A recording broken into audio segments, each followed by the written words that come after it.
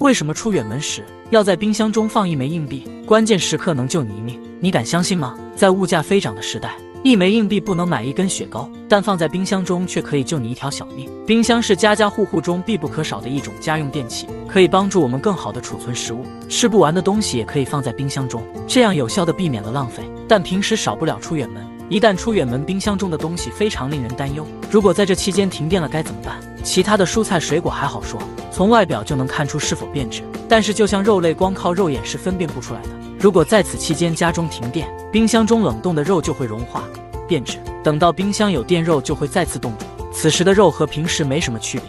如果不小心吃了这种肉，对身体的危害可想而知。那我们该如何辨别家中是否断电以及断电时间的长短呢？其实只需要一个简单的硬币和水杯即可，将水杯接满水，然后放进冷冻层冻住，之后再将硬币放到水杯的上面，这样就可以放心出门了。等到回家之后，先不要急着做饭，需要通过观察水杯硬币的位置判断食材能不能继续食用。那具体是如何辨别呢？出远门之前在冰箱中放一枚硬币，关键时刻能救你一命。看完恍然大悟，实在没想到出门时在冰箱中放一枚硬币，关键时候能救你一条小命。2019年夏天，河南的李先生要和妻子出去度蜜月，没想到临走之前，妻子却将一枚硬币放到装满冰块的杯子里，然后放到了冷冻层。起初李先生不理解妻子的做法，经过妻子的解释之后才恍然大悟，原来通过看硬币在水杯中的位置就能判断家中是否停电，继而判断冰箱中的食材能否继续食用。如果看到硬币在冰的上面，这就说明家中并没有停电，而食材也没有发生变质。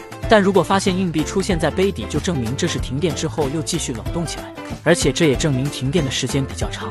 此时冰箱中的食材很大可能已经坏了，吃了之后就会对人体造成危害。如果硬币在杯子的中间，就说明停电时间大概在7个小时左右，冰箱中的食物可能会变质。此时为了健康着想，最好还是不要继续食用。总的来说，硬币越靠下就说明停电的时间越长，所以下次在出门之前最好是在冰箱中放上一枚硬币。那平时关于冰箱还有哪些问题需要注意呢？为啥出远门前要在冰箱里放一枚硬币？关键时刻能救命。出远门之前在冰箱中放上一枚硬币，关键时候能救你一条小命。那除了放硬币，平时冰箱还需要注意些什么呢？首先，出远门冰箱千万不要断电，就算冰箱空空如如也不建议断电。很多人认为冰箱中没有东西，断电可以节省电费，但是这种做法会缩短冰箱的寿命，断电后可能会加速对管道的破坏，而且冰箱在正常情况下用电量是非常少的，这样的做法是不划算的。还有冰箱平时也不要塞得太满，食材太多的话可能会产生细菌。还有平时那些吃不完的剩菜剩饭要趁热放进冰箱，这样可能避免产生细菌。如果平时冰箱经常不用，就会产生异味，这种情况下可以在冰箱中放入几枚五角硬币，因为五角硬币中有铜离子，这样可以很好的吸附冰箱中的异味。虽然可以通过硬币来判断食物是否变质，但这样不可避免会造成食物的浪费，所以平时出远门之前最好将冰箱中的东西吃完。